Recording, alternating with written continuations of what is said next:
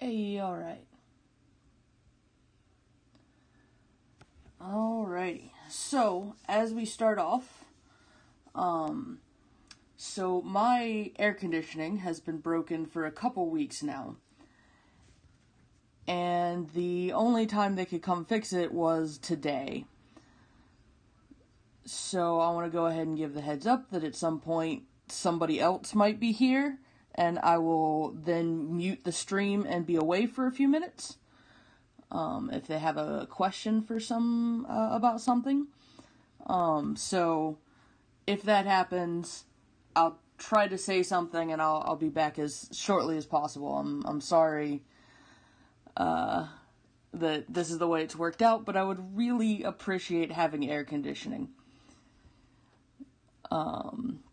So, does anybody have any questions?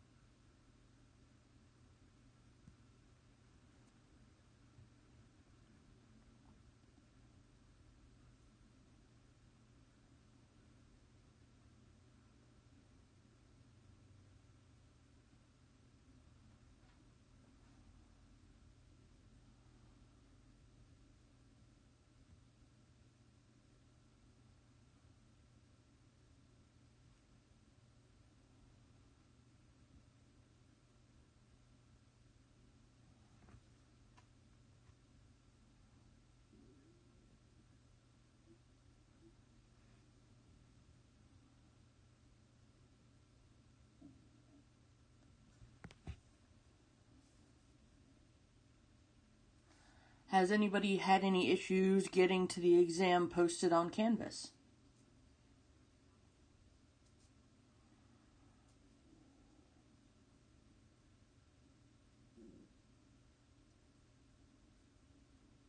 Excellent. Good deal.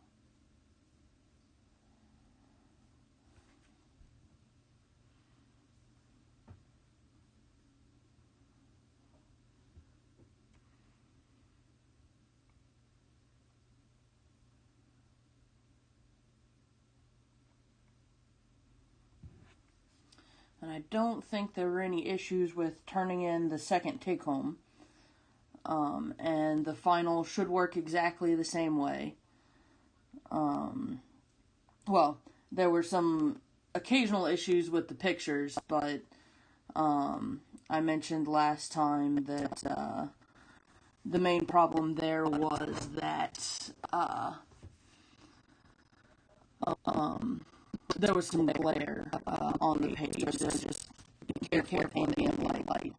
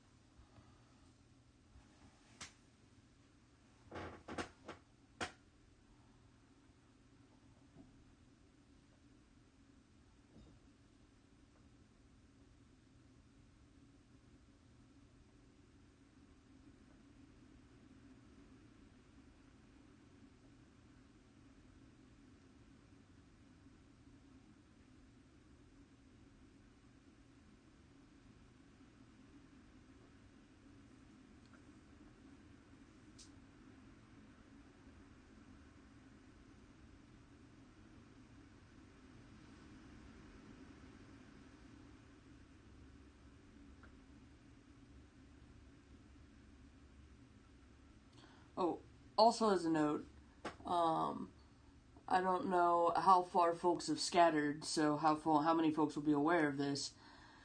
At any moment, the ridiculous wind that is going on outside might knock a tree branch into some sort of power or internet line.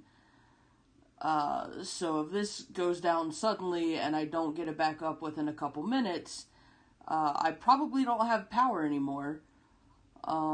And I will try to send an email out to folks letting them know that. But if I don't come back, it's because I don't have power anymore. So think good thoughts for me.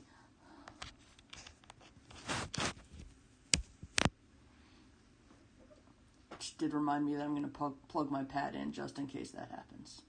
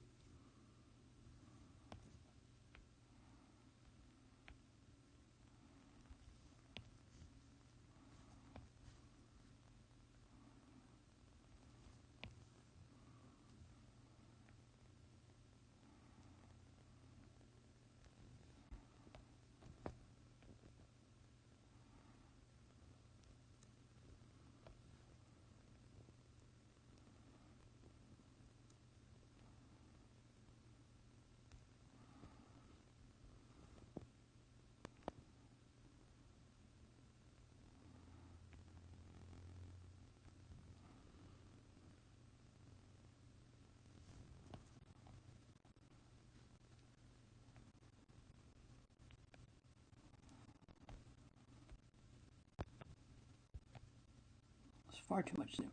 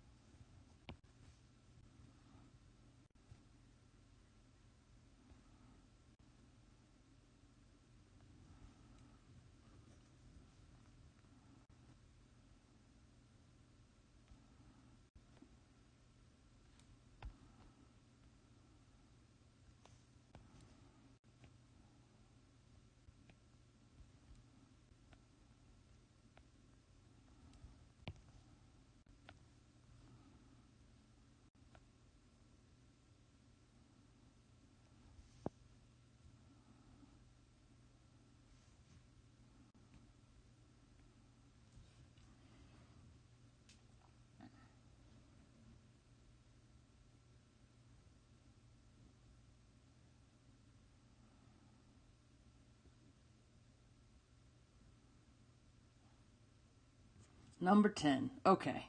Excellent. So what type of problem do we think that is?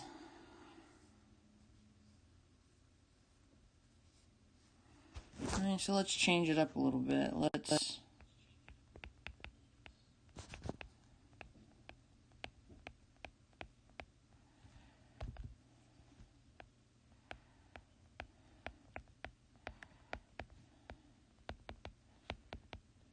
Yeah.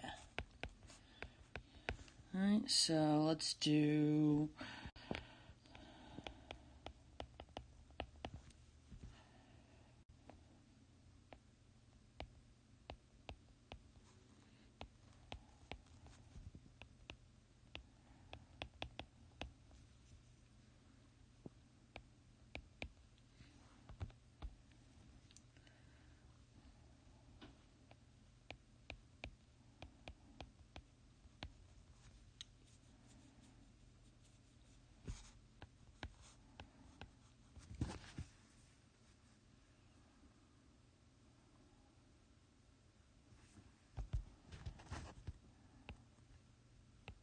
There we go. I'll do that. Make sure...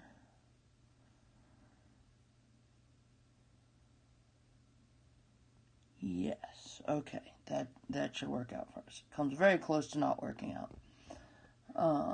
But that should work out. So, right, we've said this is an optimization problem.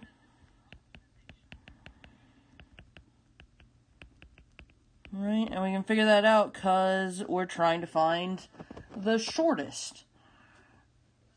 Right, the most of something. Or, in this case, the least of something. So, what are we trying to optimize?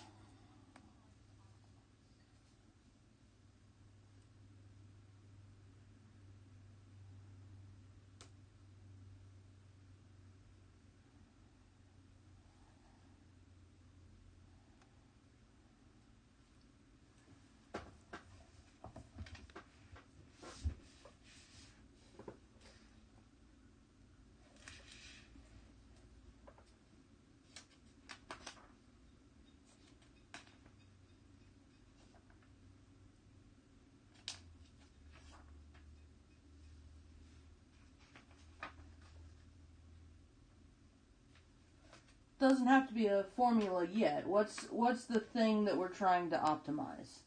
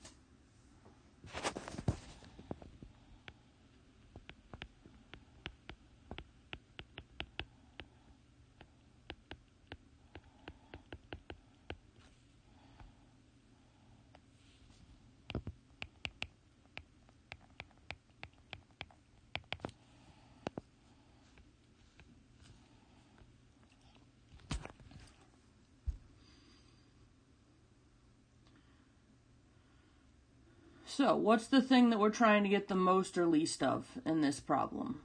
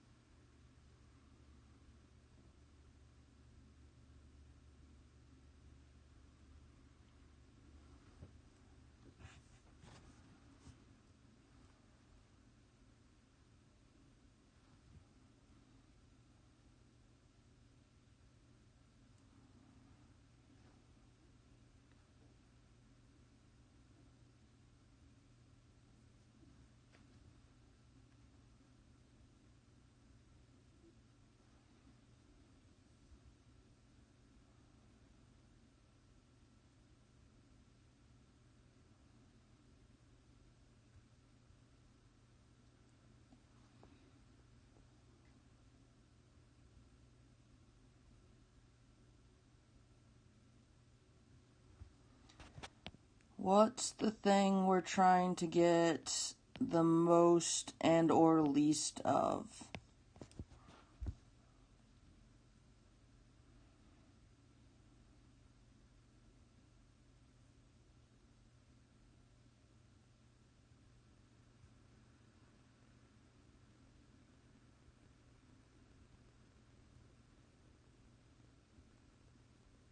Distance. And specifically, we're trying to get the distance from a specific point. And maybe we don't remember that function from pre-calculus.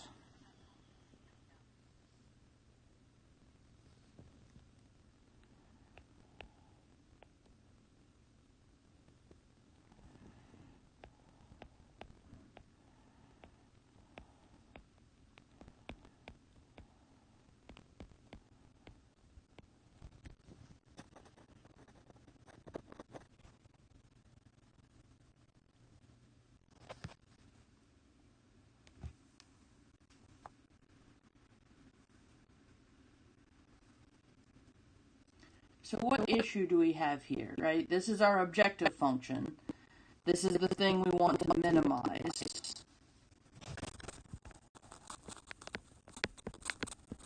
So what's the problem?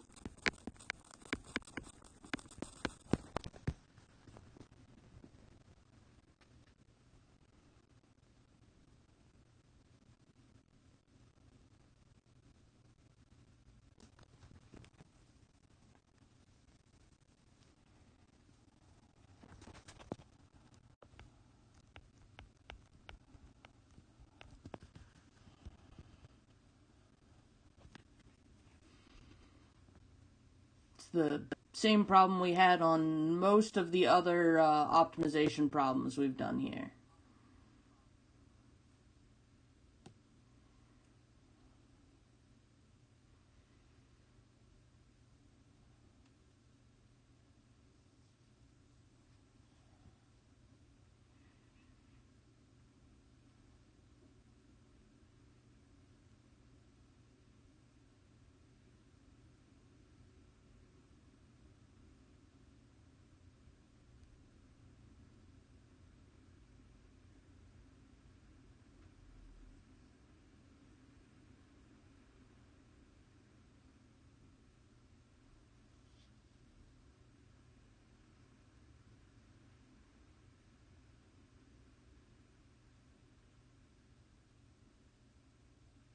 How do we optimize things?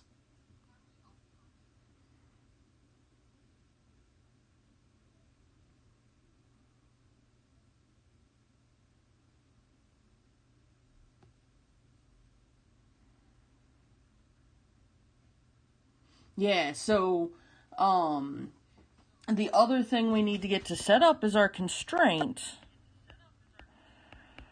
Right, so how will that help us? What do we need this constraint to do for us? What's the issue with the objective function that we have right now? Right, because there's two types of constraints. There's ones that fix issues and ones that give us an interval.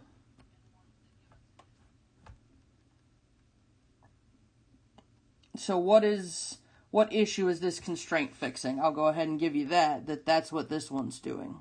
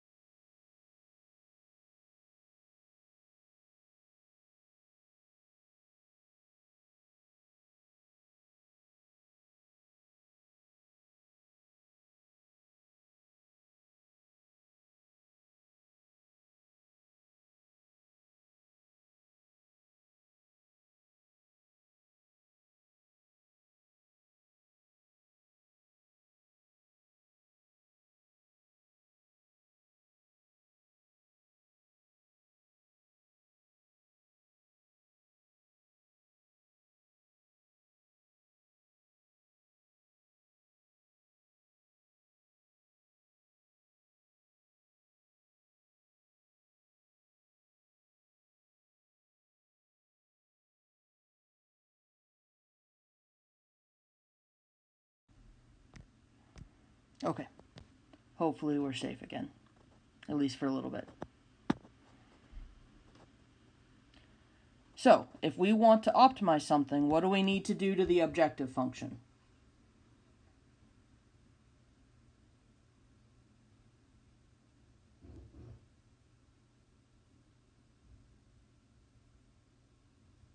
So what do we need to do to get critical points?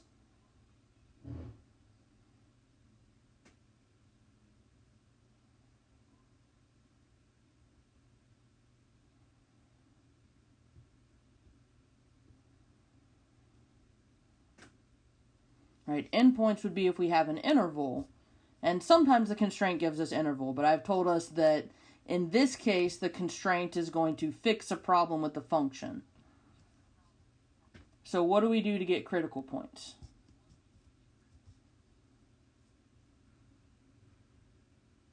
We take the derivative, right? And we don't know how to take the derivative of a function with two variables.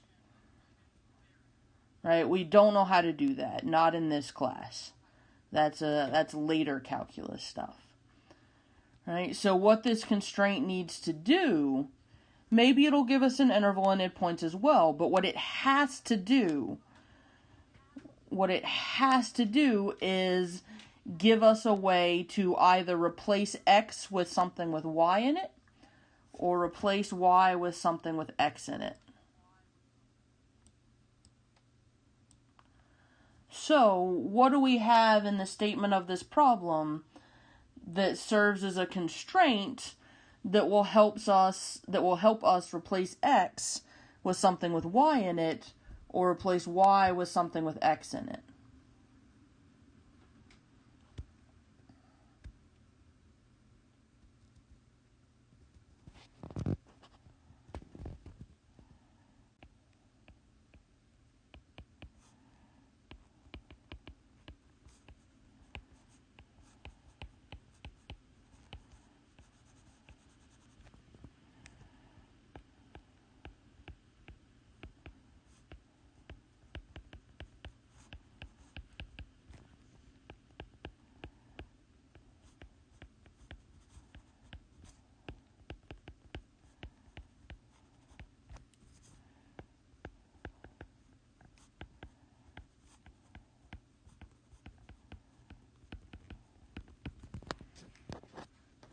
So, what other information do we have from the problem statement?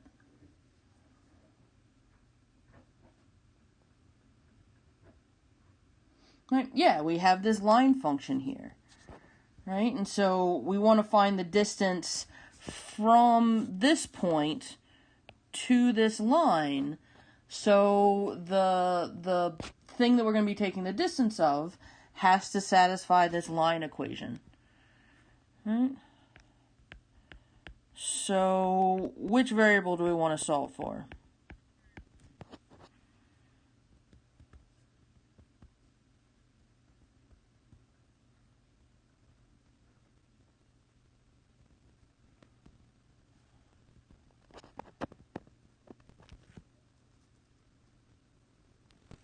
X or Y. It doesn't matter to me.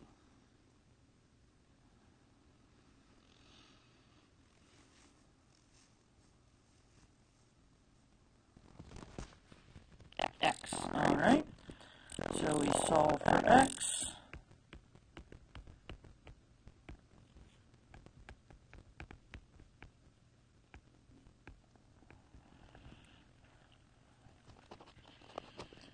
Right? And so the whole point of a constraint like this is to plug back in.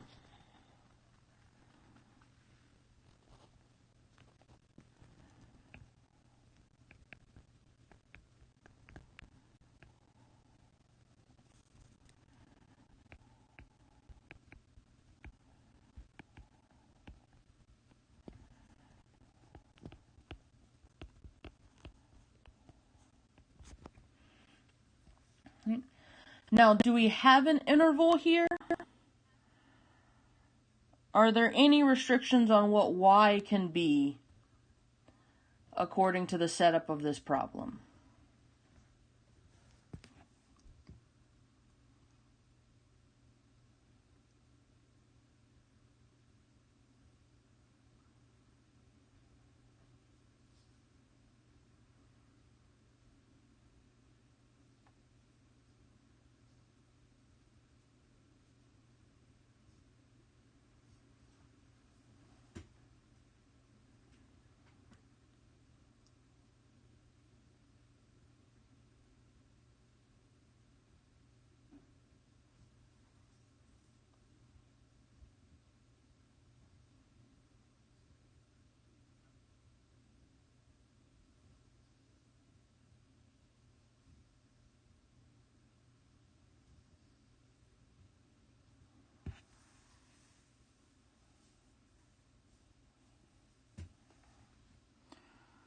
What do we know about y in this setup?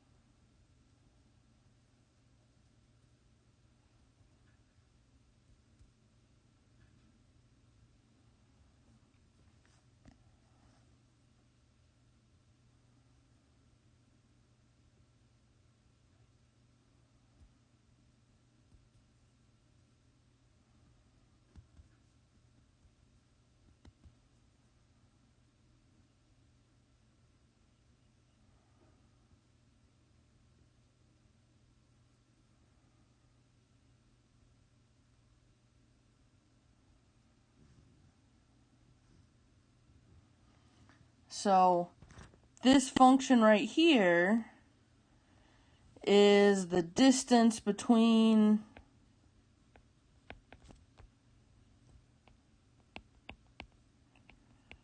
two, -1 and xy. Right? And the problem is telling us that it wants to tell the distance between the point 2, 1 and the line. Right? So that means whenever we talk about x and y here,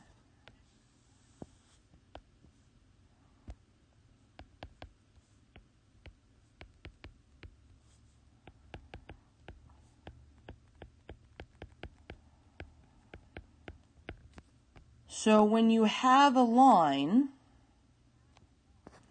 are there any restrictions on what y can be?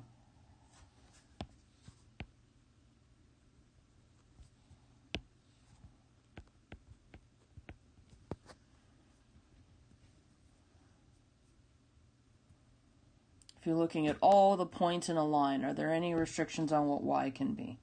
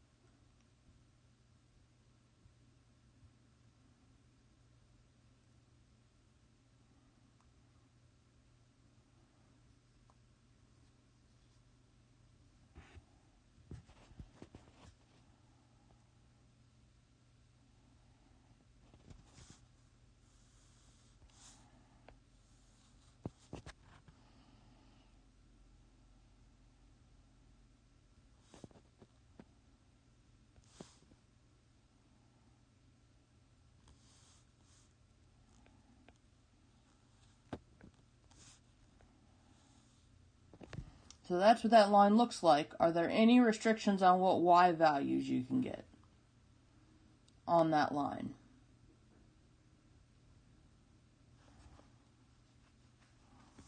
No. Right? The only time a line has restrictions on y values is if it was horizontal. Right? If it was like this. Then it can only be the one y value. Whoops, but that's not the situation here. Right? So that means that our interval is negative infinity to infinity. Right? So, we mentioned before, actually, let's see. All we need is this now. That we need to find the critical points and endpoints. Right? So our endpoints are going to come from this interval here. Right? So we're going to have to do it via limits. And the critical points we said earlier comes from taking the derivative. So let's take the derivative. Oops. And actually, before we take the derivative, I'm going to simplify this a little bit.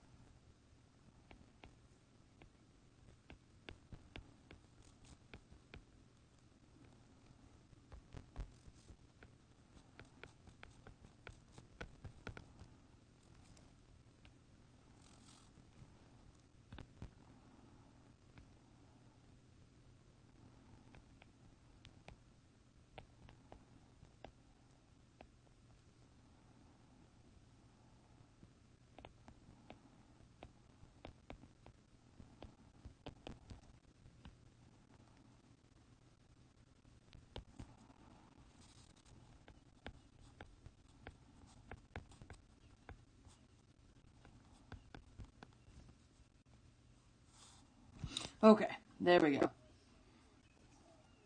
After a little bit of algebra, we get the square root of this quadratic function. So now we can take the derivative.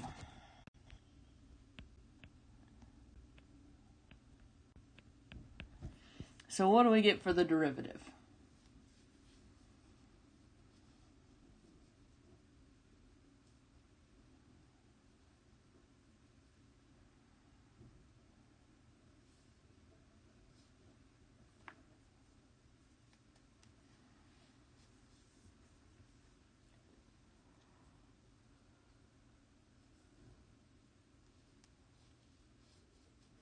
What rule do we need to use?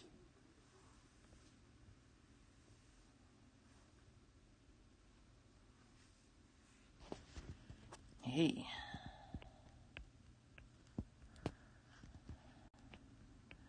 Alright, so we need to use the chain rule, which means we're going to take the derivative of the outside, which is this 1/2 and 1/2 here, and plug the inside back in. Then we need to multiply by the derivative of the inside. So what's the derivative of the inside?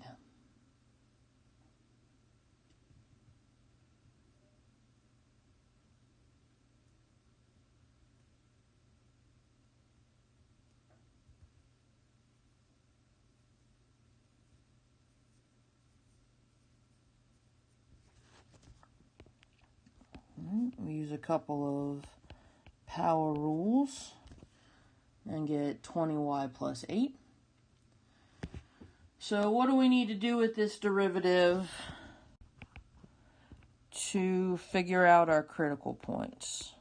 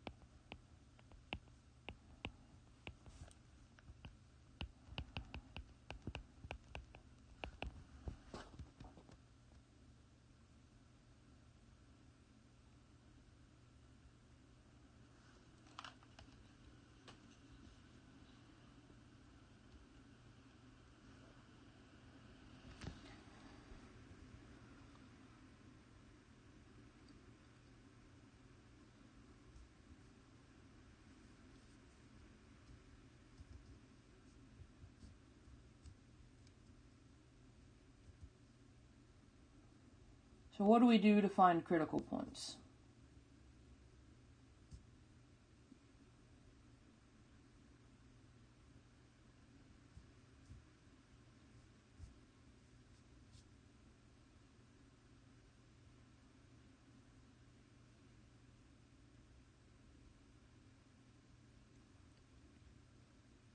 Right, so we need to set it equal to 0. And one of the nice things about fractions is that you can figure out when a fraction is equal to 0 by setting its numerator equal to 0. Right.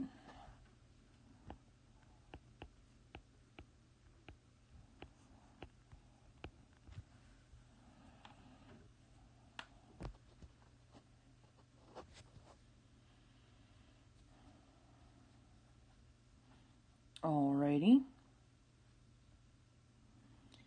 And how else do we find critical points?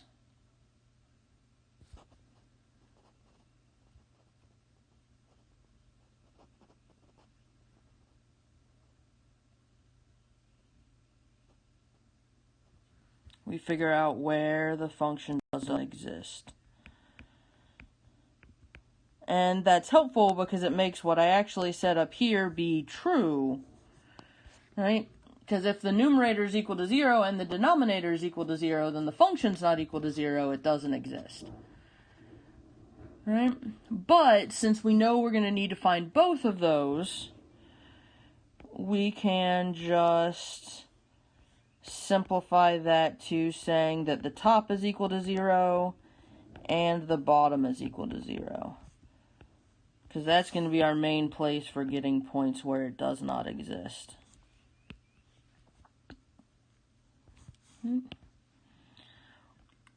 So if we solve for this guy, we divide by 2 and square. Divide 0 by 2, which gets you 0. Square 0, which gets you 0. So we can see it simplifies to this. What do we need to do here?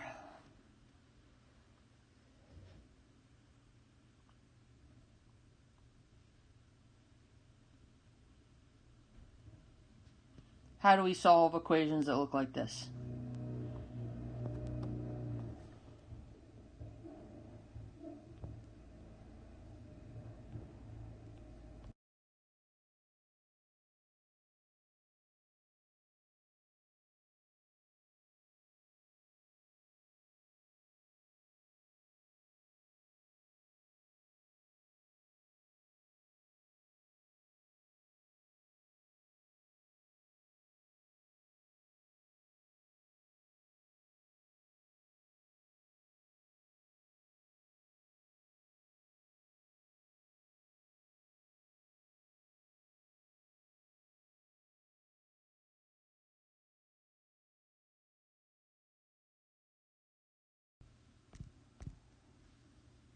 Quadratic, yeah. And so we want to use the quadratic formula.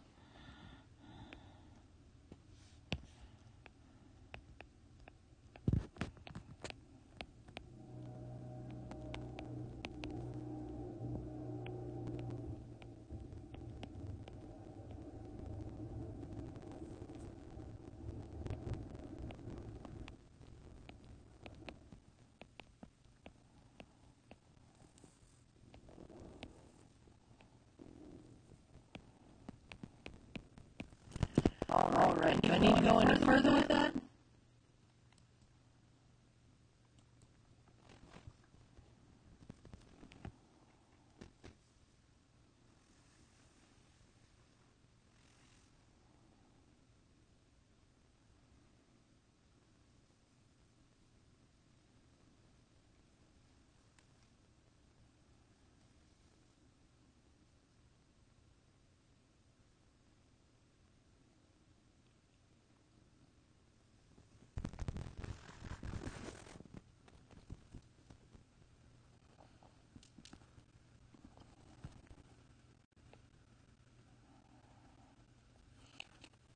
Is that going to be positive or negative?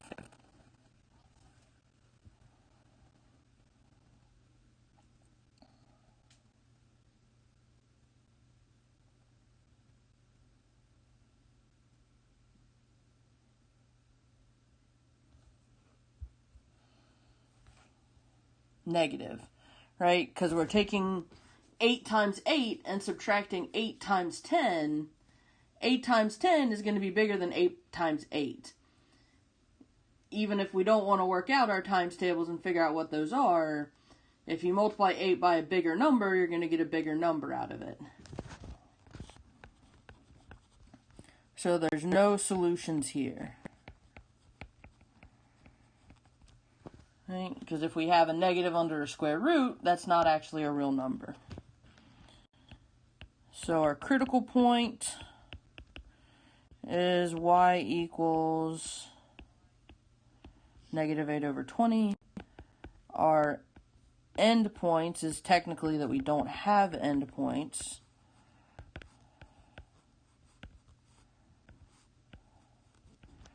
Right? So we need to compare 3 things.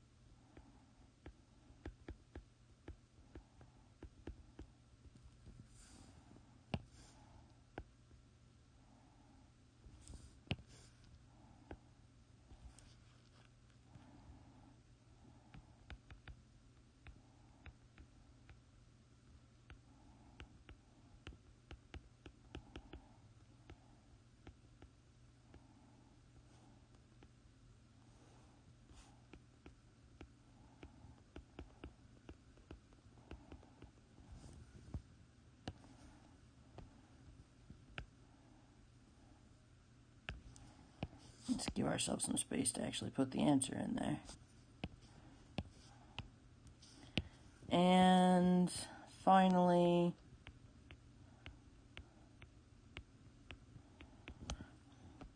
all right. So we've got our endpoints as the first two, our critical point as the last one.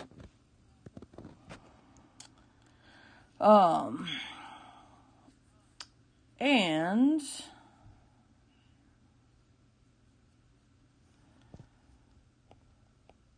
we need to figure out what we're trying to do. We're trying to minimize, right?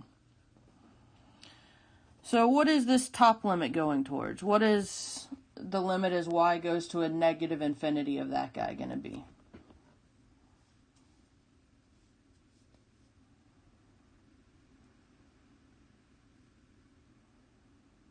And we can actually really cheat on this one. I didn't have to put this guy here.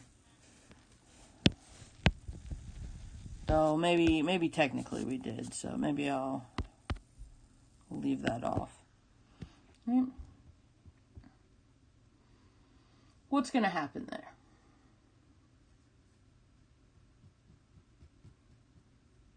Maybe let's skip straight to the simplifying. What would happen to this guy? Or what are the possible things that could happen here?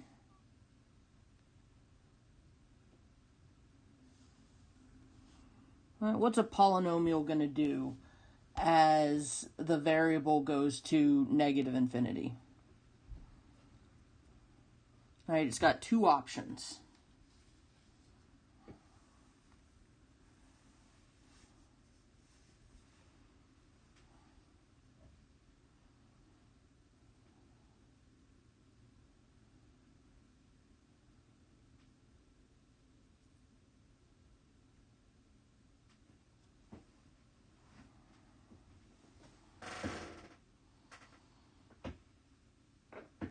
But what's a polynomial going to do?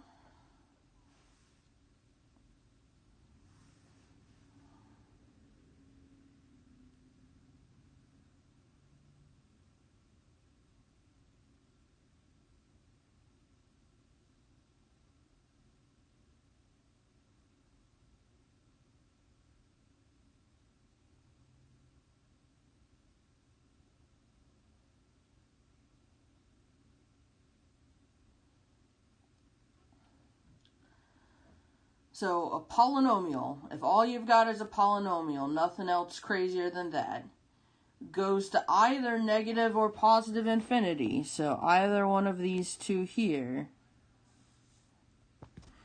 That polynomial is either going to go to negative or positive infinity.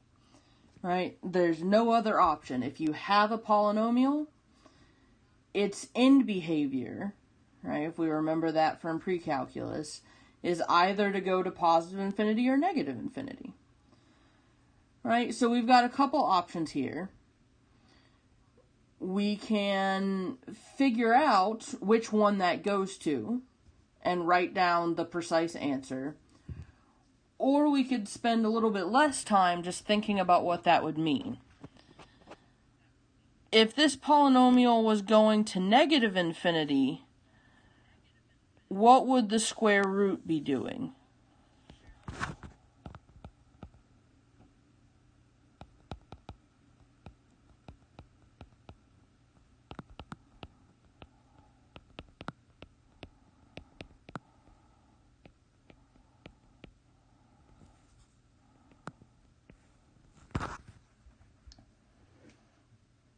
What would happen if we took the square root of that thing that was going to negative infinity?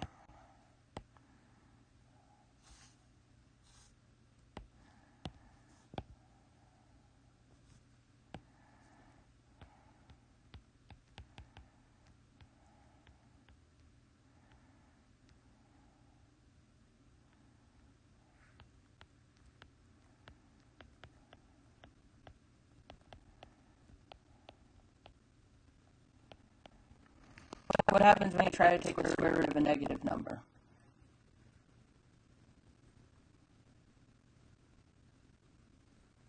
That doesn't exist.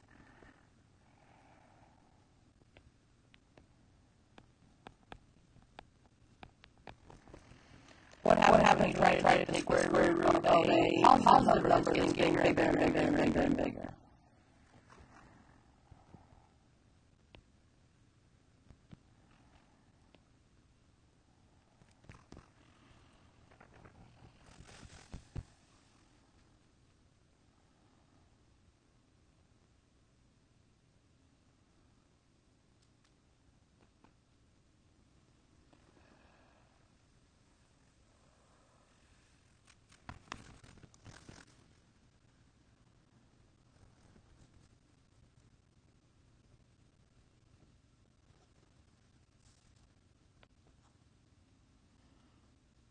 It's going to continue getting bigger and bigger and bigger and bigger.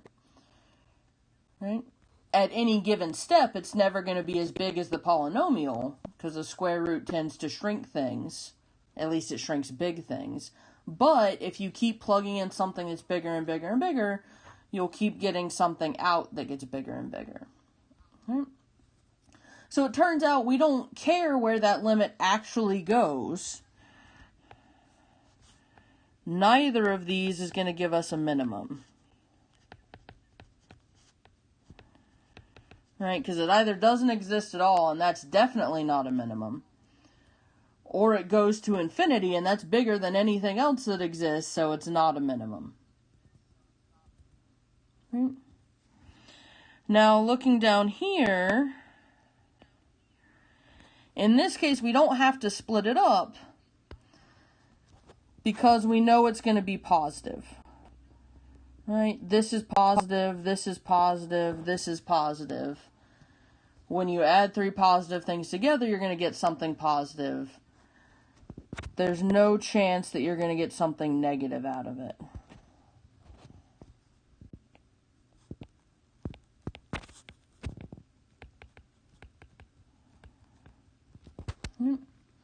So that means if a minimum exists, it's going to come from this critical point. So let's plug it in.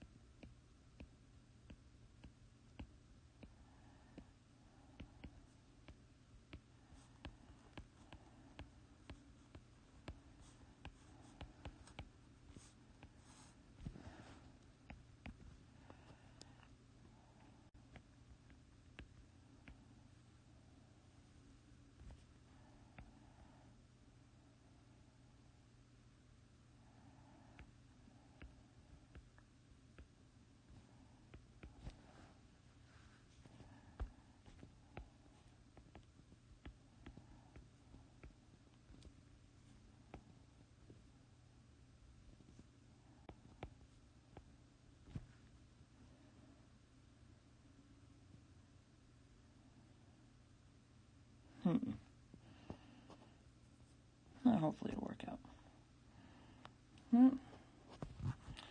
So we're going to keep on simplifying.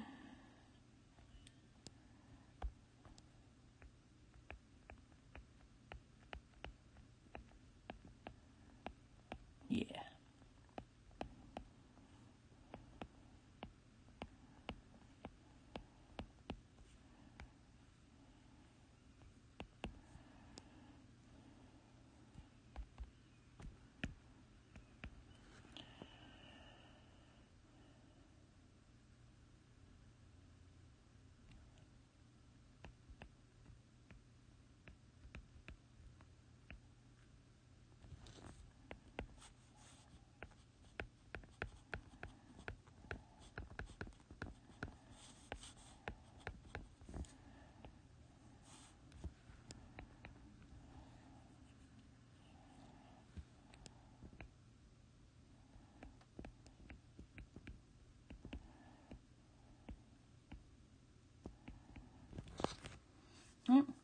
So it exists, and because it exists and is therefore less than infinity, this is the minimum. And because it asked for the minimum distance, not the closest point, then we're done. Right? If it asked for the closest point, then we'd also have to find the x-coordinate. Right? By plugging in to this guy. Right? So that would give us the x and the y that are closest. But this problem actually asks for the shortest distance. Right? So it wants the shortest output of the d function. Right? So this would be our final answer. Any questions over all of this stuff?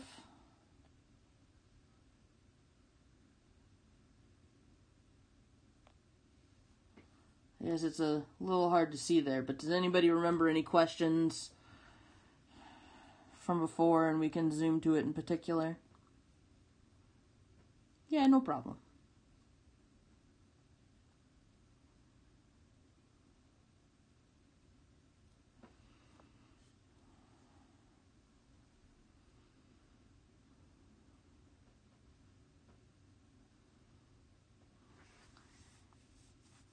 Anybody else have any questions in general?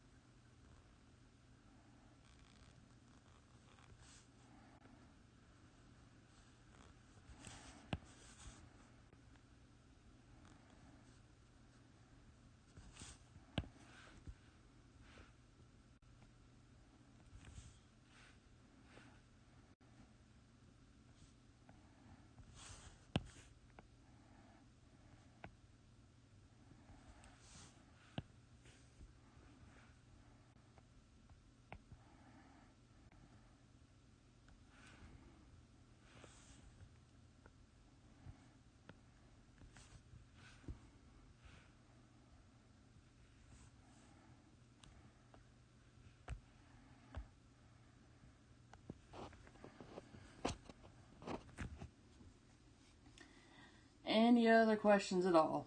I've run out of space to draw cats.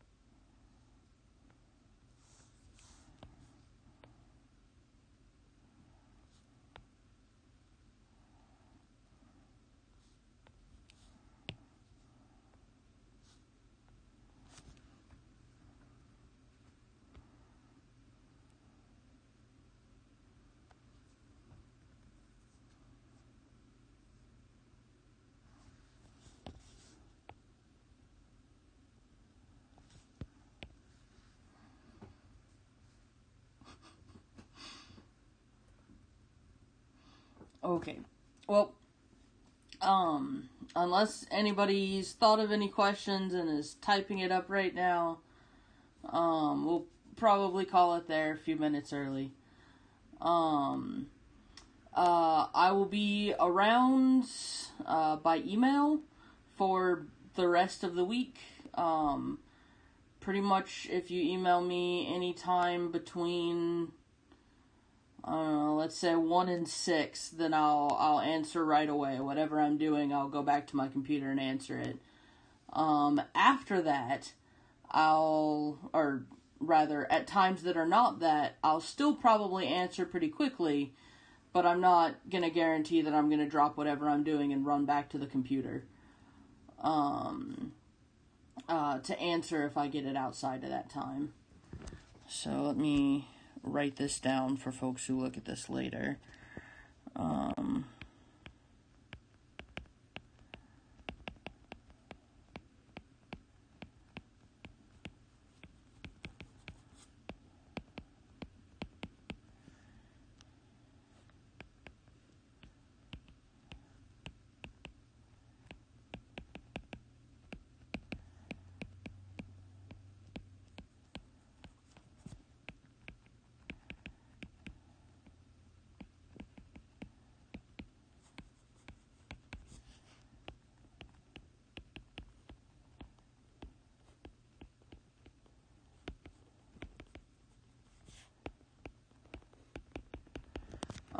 And that goes for the rest of today. It goes for Tuesday, Wednesday, Thursday, Friday. It doesn't go for after Friday because Friday is the last day of the semester. The exam is due then, and it'll be time to start thinking about the 3-week. So, any questions you have? Just shoot an email. Use the My Open Math thing if you have a question about those. Remember, you have all the late passes in the world, so if you want to go back and look at some of that stuff, you absolutely can. And I guess I'll see y'all around. I hope y'all's 3 weeks goes well, and your summer after that.